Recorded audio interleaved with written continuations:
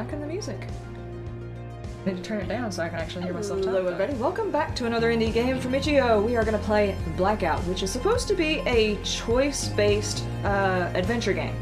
And I haven't actually played one of these on the channel before, so I wanted to give it a shot.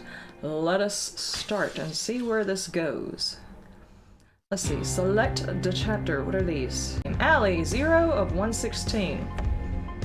I'm not sure how long this game is, so we're just going to give it a shot. This is early access, so understand that anything shown here may not be in the final product. 11:23 p.m. A dark street and new windows. Click to continue. Alrighty. Now, one thing that did very much interest me about the game was the art style, so you will see what I mean. It's very comic. Let us see, the alley. You find yourself wandering on a dark street in the middle of the night. You can't remember how you got there, nor what you're doing before. There's not a soul in sight. The street is poorly illuminated, and has lots of trash strewn about. You're sure you've never been to this part of town before, and as you hear a noise in the alley nearby, you start wishing it had stayed that way, so choose. Ignore and walk down the alley, check the alley, or hide. Dark street in the middle of the night, and you can't remember how you got there. Do we check the alley or do we just keep going? I want to check the alley because, you know, why not? Checking the alley, you cautiously approach the dark alley looking for the source of the noise while still wondering where the sudden courage for this came from. Apparently I was a coward before. The alley is very narrow. You can't tell how deep it goes beyond the point where the darkness swallows everything. There are lots of cardboard boxes and garbage cans all over, some randomly placed or turned over. Litter covers the floor. As you step over the first boxes, you feel a putrid acid smell. You feel it? Anyway, that appears to come from turned garbage just ahead. The bad smell gives you an uneasy feeling and makes you reconsider whether it is such a good idea to walk into a dark alley in a deserted street in the middle of the night. Do we go ahead or turn back? I say we go ahead. Got a +1 to my courage. Interesting. You keep going, one nervous step at a time. As you get closer, the stench gets even stronger. It definitely comes from the turned garbage can, but you did not hear anything since you started walking into the alley. Maybe whoever made the noise you heard you coming and left, or it's waiting for you, hidden in the darkness somewhere. Or maybe it was just your imagination playing tricks on you. Kick the garbage can! Sneak around. Kick it. You stand erect and take a deep breath, preparing to kick on the count of 1, 2... Ah! Press space or... Okay, press space. Oh, did I somehow missed kicking the garbage can. Story of my life. As your foot travels towards the trash can, you feel that something is off, and from this point on, everything seems to happen in slow motion. You feel your left foot slipping as you kick misses the can for no more than 2 inches, going right above it. You lose your balance and your eyes instinctively close. Sounds of glass breaking and soda cans hitting the floor echo in the alley. The next thing you know, you are laying in a pile of junk. Apparently you're not hurt, but your clothes will probably carry a little bit of that stench around. Regardless of that, whoever was inside that can is now probably gone. Check the can anyway or leave the alley. Check it anyway, I mean, I'm down here. As you stand up, you see a window light from the left wall, shedding some light on the alley. The bald head of a black man comes out of it. Who the fuck is down there? Fucking bastards making noise in the middle of the night? You can get the hell out of here before I call the damn cops. Choose. Leave while the lights are on, hide until he leaves, or ignore him and search the can. Huh.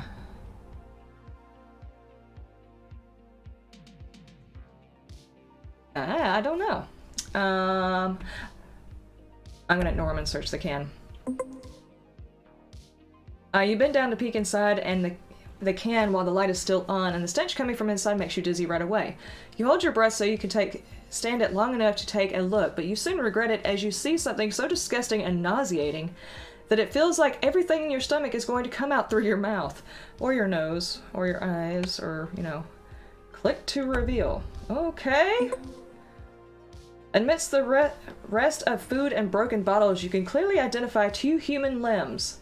a leg only visible from the knee below, and an arm severed on the shoulders and on the wrist. The radius and ulna about 3 inches exposed, as if something gnawed the flesh around it. Ah! You instinctively step back and cover your nose and mouth with your arm and look away. Ugh. Ugh. Ugh. Yeah. Hey, you down there! An angry voice shouts at you. I can see you, motherfucker! You better get the fuck out of here, because I'm calling damn cops! Shit! I'm leaving. There's a fucking body here! Yeah, sure. Let's just yell that out. Let's do that. His eyes widen as he hears your words. Sing, motherfucker! After saying those 2 words, he goes back inside and closes the door. You figure he's either going to call the police or he's coming down to kick your ass. I don't know. I'm gonna wait. You keep waiting for something to happen. The guy never shows up, but his light's still on.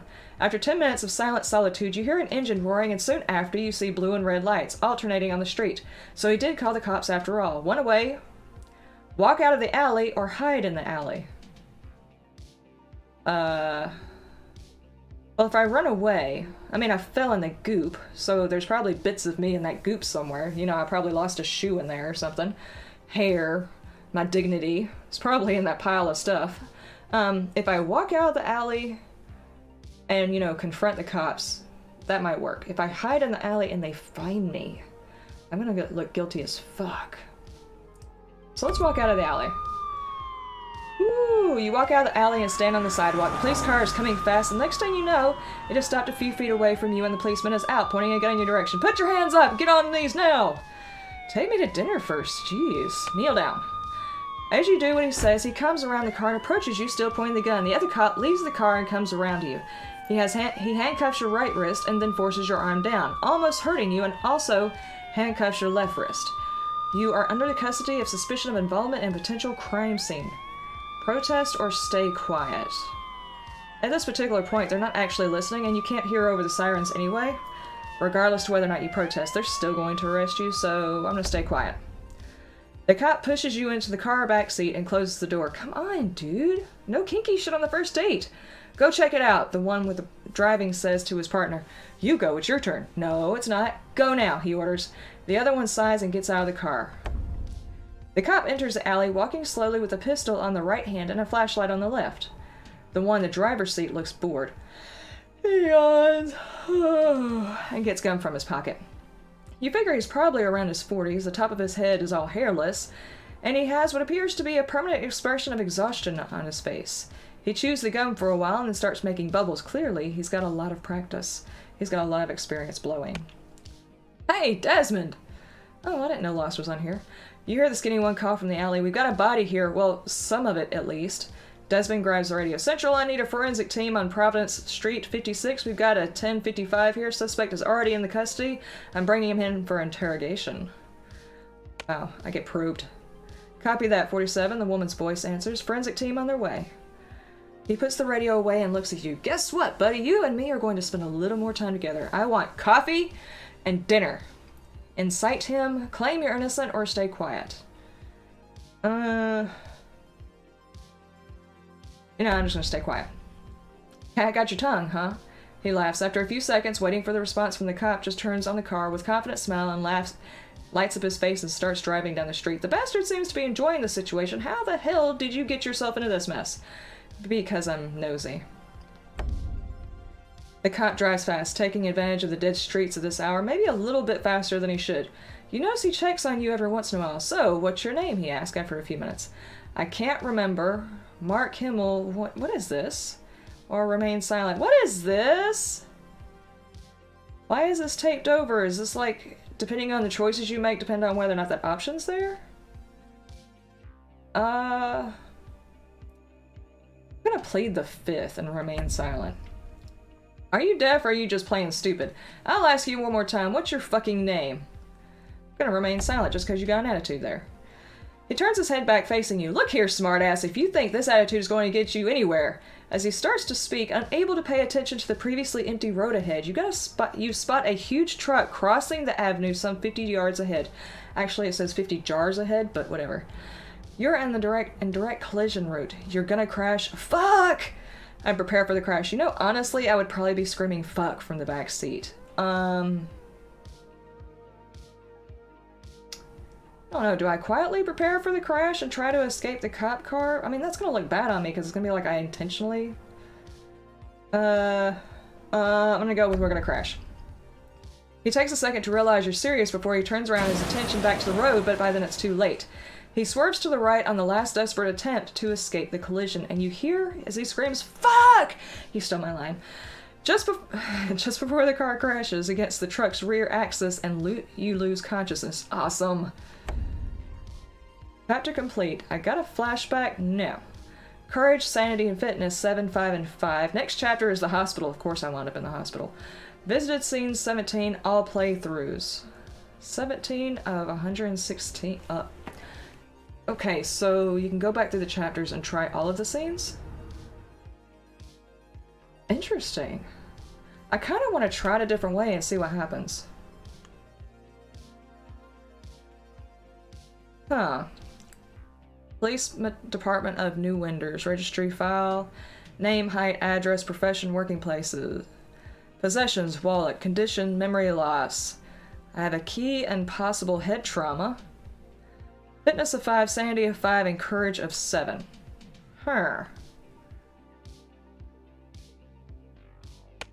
let's try restarting and try a different way. This time, what happens if you just don't go into the alley? I mean, you just don't go in. Obviously, that's an option. Probably a boring option, but we're gonna try it anyway. Who knows, we might get into trouble out of the alley too. Maybe we'll find the rest of the body somewhere else. Okay, we are going to ignore it and walk down the street. Up ahead you see a bus stop, and at the corner of the next there is a payphone. Maybe if you go home and relax for a while, you can remember something, or at least understand why you blacked out. Call a cab, wait for a bus, or keep walking.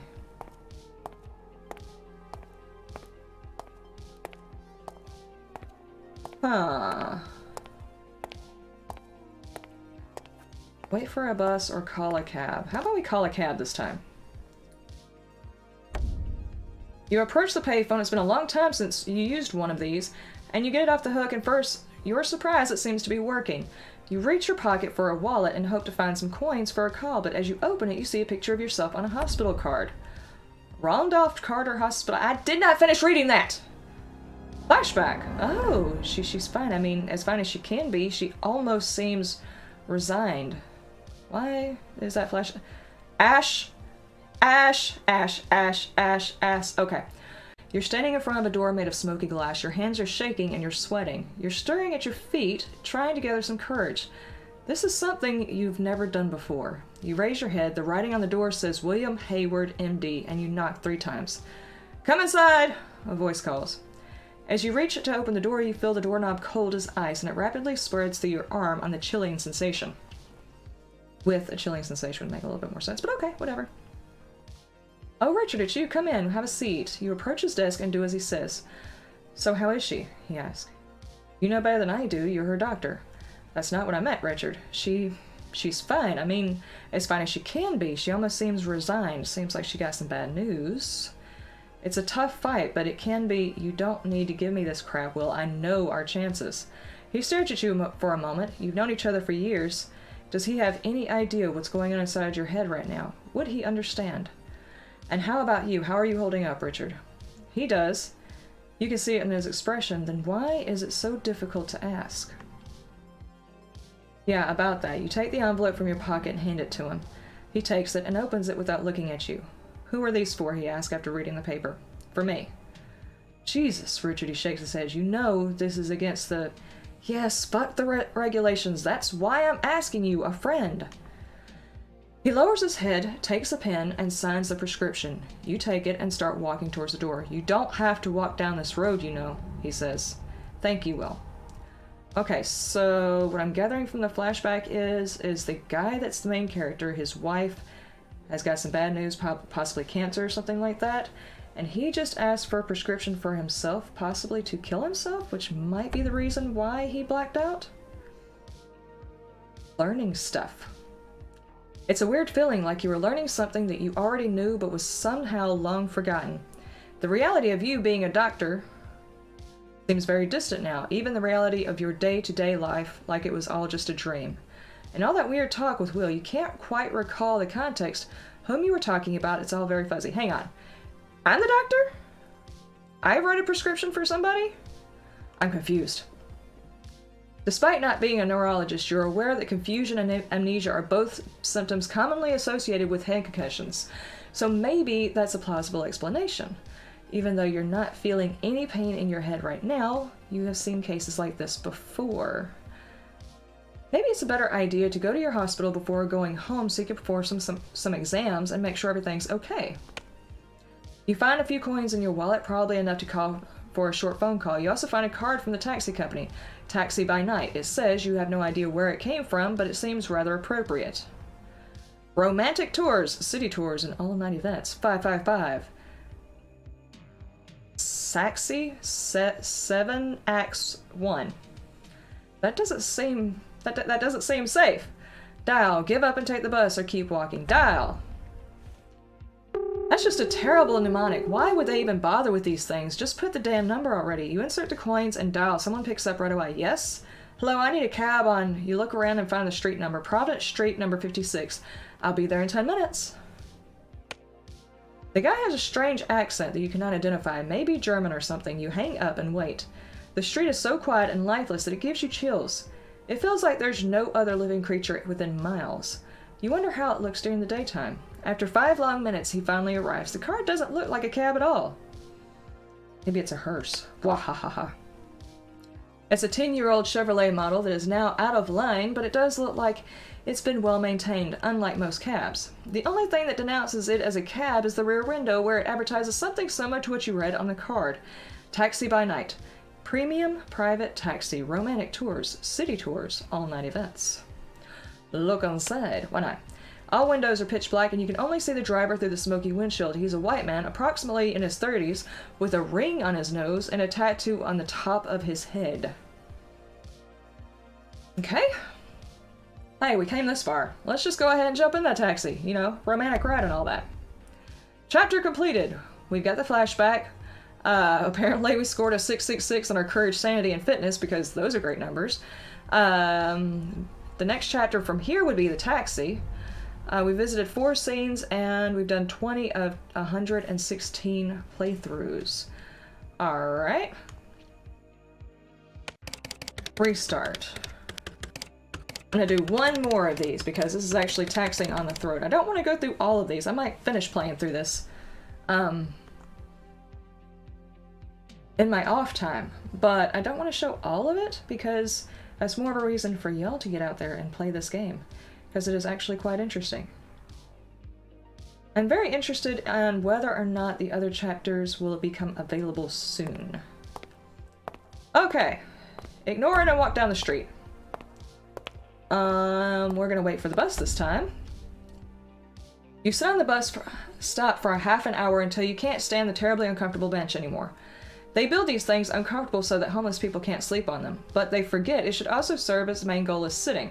After another 10 minutes standing up, you're ready to give up waiting, just when the bus shows up a few blocks away. As it gets closer, you can read the display and it says downtown. It's probably heading towards Central Station. Your home is not far from it, but you probably don't have a better option, so it might as well get this one. Oh, there was an option here I don't have unlocked. Interesting. Keep walking down the street or get on the bus. What was the other option? Okay, we'll get on the bus. What? That was it on that one? Oh man. You just got on the bus. Courage, sanity, and fitness is yet again at a 666, and we visit a scene. The next chapter would be the bus. Alright,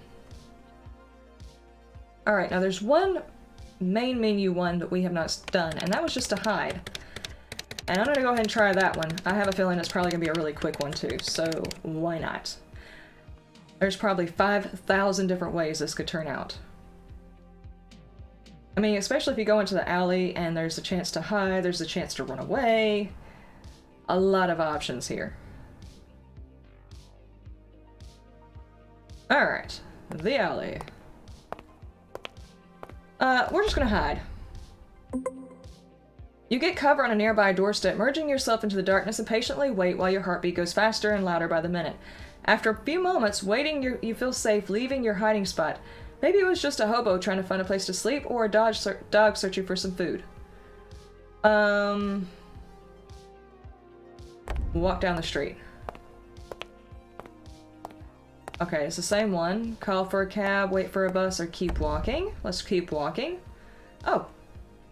Okay. Let's try it again. I'm gonna wind up opening all of these up just because I can't stop playing to figure out what happened. This time, let's check the alley.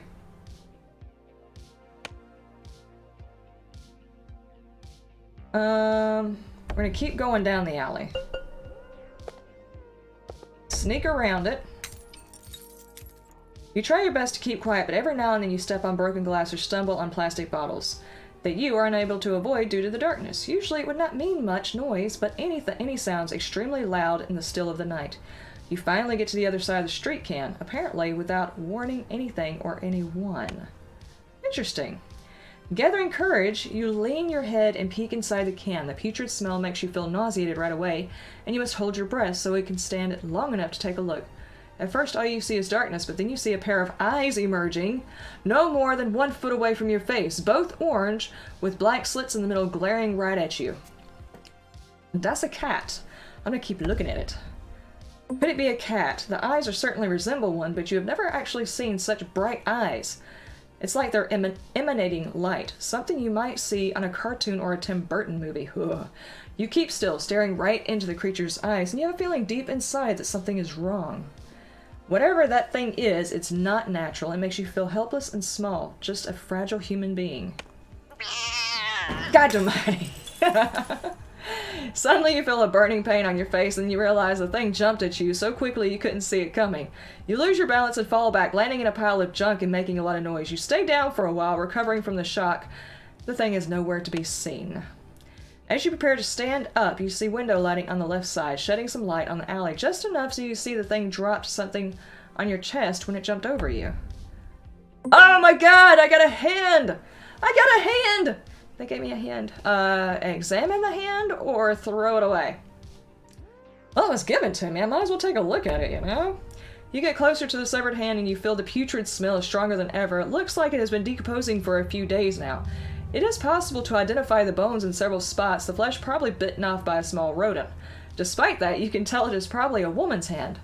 Given the small size and the thin fingers, one thing draws your attention above all, a shiny gold ring on the middle finger. Take the ring or leave it there and get out.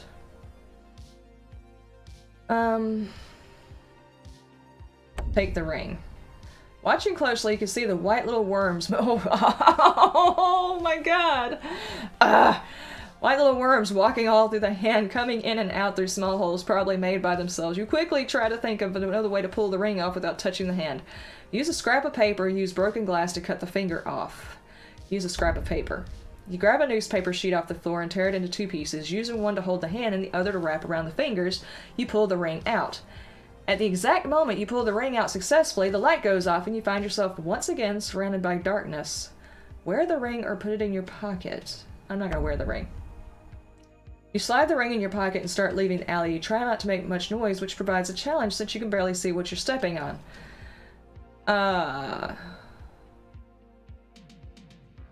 Jeez. There we go. Step by step, you make your way back to the sidewalk where you were a few minutes ago. You decide you'd had adventure enough for one night, and maybe it's time to go home, relax, and try to understand what the hell happened. And where have you been during this blackout? You see a bus stop down the road by the corner next to where a payphone is. What should you do? Oh, maybe this is where I unlock the thing for the waiting on the bus. Let me see. Uh-huh. I didn't unlock it. What did I have to do to unlock it? Keep walking down the street this time. Wow. Courage, sanity, and fitness. 7, 4, and 6. The next chapter would be the church. Interesting.